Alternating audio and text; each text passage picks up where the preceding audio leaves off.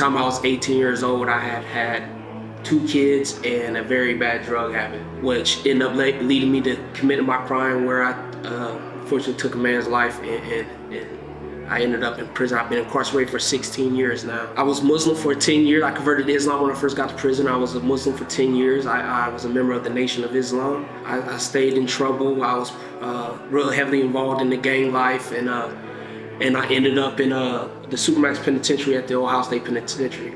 It was July of 2020 where I found myself in the hole once again in segregation, and for years I had struggled with suicide.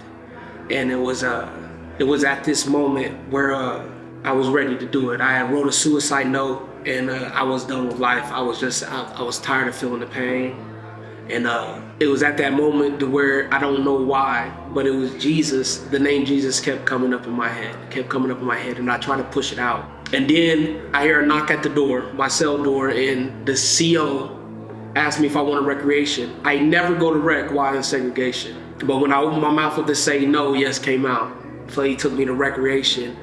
And right before the rec, I had cried out to God, and I prayed. I asked, send me a sign, speak to me. And when I went into the rec cage, the TV that was in the rec cage, we're not allowed to use the remote, so we had to watch whatever's on it. And it just so happened Rock City Church was on. And Pastor Chad was speaking to the incarcerated individuals at that time from Rock City. And he said, there's somebody's listening right now who is struggling. And God is telling me to tell you to come and rest. And at that moment, it was confirmation right then and there that God was speaking to me. And at that moment, I received Christ. Not only did I receive salvation, but I received a new family. A family of guys that I haven't been loved by a group of guys like this.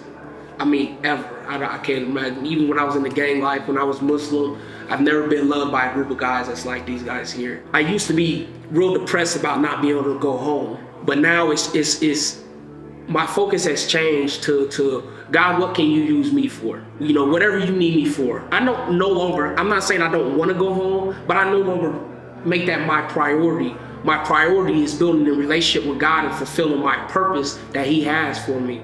It's nothing short but a miracle to where I am today. This is something that I have fought and hated so much. When it came to speaking to Christians, I couldn't stand it because I was taught through Islam to hate this. So to go from where I was then to be I was baptized a few months ago, something that I hated and fought for so long, now I submit to. And Pastor Nate, for us guys who need it, he sits down and he talks with us. You know, saying he'll give us advice. He'll go through Bible verses with us. And that's a big part in who I'm developing into today. You guys got to know, like, God is doing amazing things through Rock City Church. He's really moving through Rock City Church, and He's saving life. Not only me, from me to about 5 other people down, we are all tuned in faithfully at 10:30 to 11:30 on Sundays.